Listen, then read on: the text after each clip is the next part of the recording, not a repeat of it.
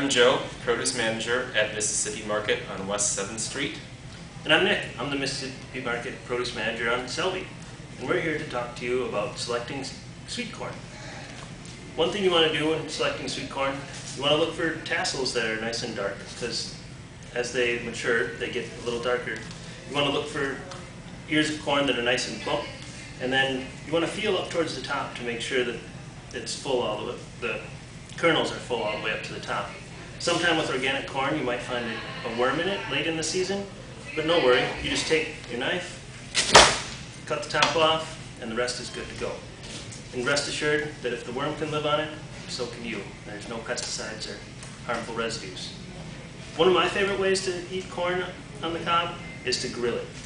So you just take your ear of corn, pull off the tassel, pull off a couple of these extra little pieces, soak it in your sink or a cooler full of water for at least a half hour, and then just take this, put it right on the grill, right over on the grate over the coals, and then just rotate it till it gets perfectly charred on the outside.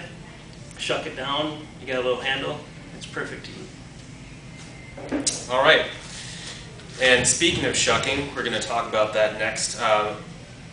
Shucking corn is pretty easy, and we'll take the mystery out of that for you. You want to take some of the outside leaves off just to leave yourself with a little bit less resistance when you do pull it apart, and it's easy to pull away from the bottom like I'm doing here. Next, you just want to start at the top where the tassel is and just pull down, and it comes right off just like that. And you may be left with a little bit of the corn tassel at the top. No worries, it's perfectly edible, just, you know, perhaps a little annoying, but not terribly annoying. We don't mind here, and it's organic, of course. So now once your corn is cleaned up, what are you going to do with it? Well, you could do a number of things. You could boil your corn, which, you know, is perfect when it's fresh, just like this. You can also grill corn once it's been shucked.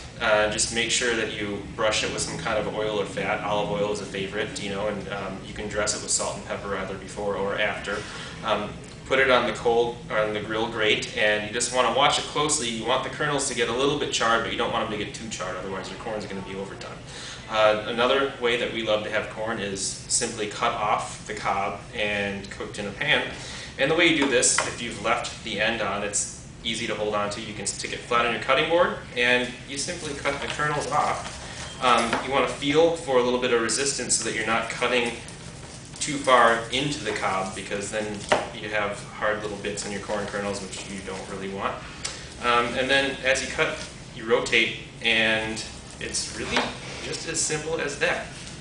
You don't have to worry about them looking perfect, of course, because they'll taste perfect. And once you've done that, another thing we like to do is run the blunt end of the knife along the cob, and you get a lot of that really good juice, or some people call it corn milk, and that'll add some extra starchiness, which will make your finished cooked corn really delicious. If you're making corn soup, one thing that you would want to do as well is keep the cob, and you can use that to make a corn stock so that you're not simply cooking it in water, but you're cooking it in a more flavorful corn base. And there you have it, corn on the cob.